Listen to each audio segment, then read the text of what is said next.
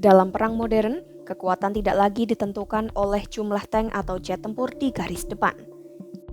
Kini, drone menjadi senjata kunci yang dianggap cepat, murah, dan mematikan. Namun di tengah perubahan ini, Amerika Serikat tampaknya tertinggal. Meski punya anggaran militer terbesar di dunia, Amerika disebut-sebut belum mampu memproduksi drone tempur dalam jumlah besar. Sementara itu, Rusia dan Cina sudah memproduksi ribuan drone dan menggunakannya di medan perang. Dengan demikian, apakah AS bisa kalah jika harus berperang drone melawan Rusia dan Cina? Simak selengkapnya dalam video berikut.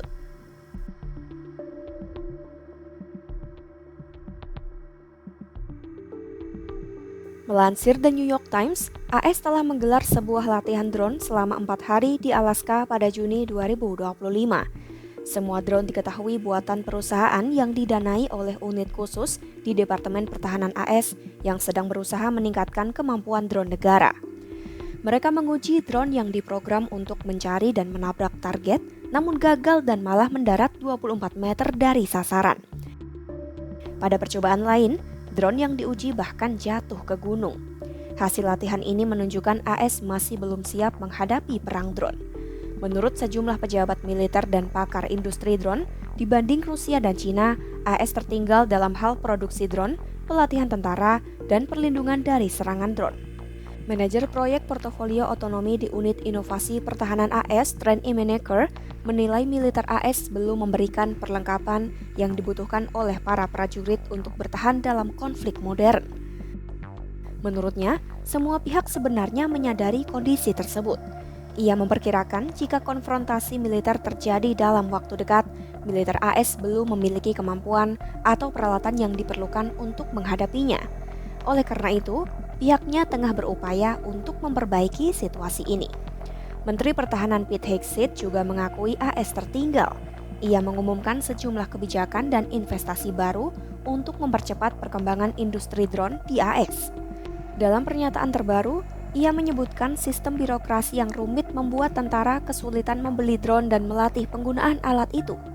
Untuk mengatasi masalah ini, Presiden AS Donald Trump berupaya menekan aturan berjudul melepaskan dominasi drone Amerika. Aturan ini meminta lembaga pemerintah mempercepat izin bagi perusahaan drone lokal dan melindungi rantai pasokan dari pengaruh asing.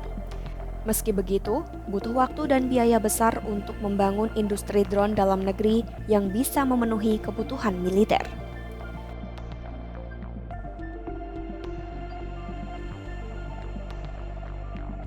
Latihan di Alaska memperlihatkan betapa sulitnya membuat drone dalam negeri yang benar-benar siap tempur.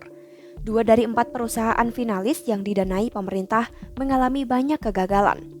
Drone dari Dragon, perusahaan kecil di Arizona, mengalami gangguan mesin dan navigasi sehingga tak bisa mengenai target. Meski begitu, di hari terakhir, drone mereka akhirnya sukses menabrak target walau bukan yang seharusnya. Perusahaan AeroVironment justru lebih buruk. Drone mereka sempat gagal terbang, lalu satu drone jatuh ke gunung dan nyaris mengenai tentara. Satu-satunya keberhasilan terjadi saat drone bisa menabrak target dengan bantuan GPS. Tapi saat GPS-nya diblokir, drone tidak bisa mencapai sasaran lagi. Sementara itu, Unit Inovasi Pertahanan sedang mengembangkan drone semi-otonom yang bisa dilatih kecerdasan buatan untuk mengenali dan menyerang target, bahkan tanpa komunikasi dengan operator manusia. Meski menjanjikan, teknologi ini belum berjalan lancar dan banyak tantangan yang sulit diatasi. Tentara yang ikut latihan juga punya masalah. Mereka membawa alat pengacau sinyal untuk melawan drone, tapi sebagian besar alat itu tidak efektif. Beberapa alat bahkan sudah terlalu tua, dibuat lebih dari 10 tahun lalu.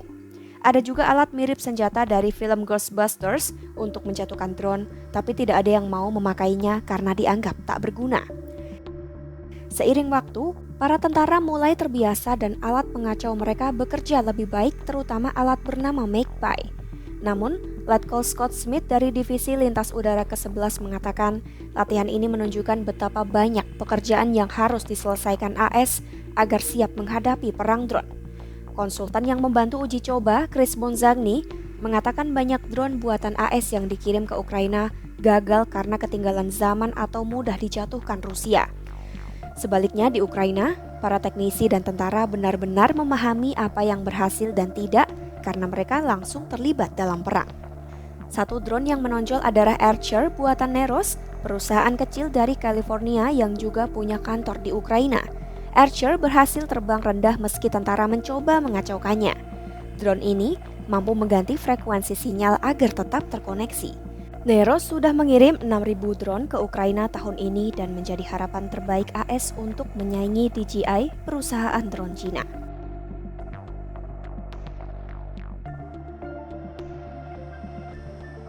Perusahaan DJI yang berbasis di Shenzhen, Cina, menguasai 70% pasar drone komersial dunia yang digunakan untuk fotografi, pengiriman barang, dan penelitian cuaca. Meskipun DJI menjual produknya di AS, hukum AS melarang tentara membeli drone buatan Cina. Para pakar menilai kapasitas produksi DJI sangat jauh di atas produsen lain. DJI disebut bisa memproduksi jutaan drone tiap tahun, 100 kali lipat lebih banyak dari perusahaan manapun di AS. Meski DJI bukan perusahaan militer dan menyatakan tak ingin produknya dipakai untuk perang, dominasinya di pasar drone membuat Washington khawatir. Beberapa anggota parlemen bahkan ingin melarang produk DJI agar industri dalam negeri AS bisa berkembang. Namun untuk mengejar ketertinggalan tetap dibutuhkan waktu dan dana besar. Investor dari Silicon Valley pun mulai masuk ke industri drone lokal. Peter Thiel misalnya menginvestasikan lebih dari $1 miliar ke Endurance Industries, perusahaan pertahanan AS yang fokus pada sistem drone otonom. Putra Trump juga bergabung dengan Dewan Perusahaan Drone Lokal Unusual Machine.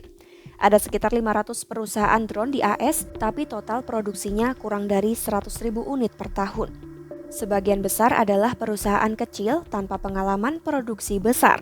Sekarang mereka berlomba-lomba menawarkan produknya ke militer.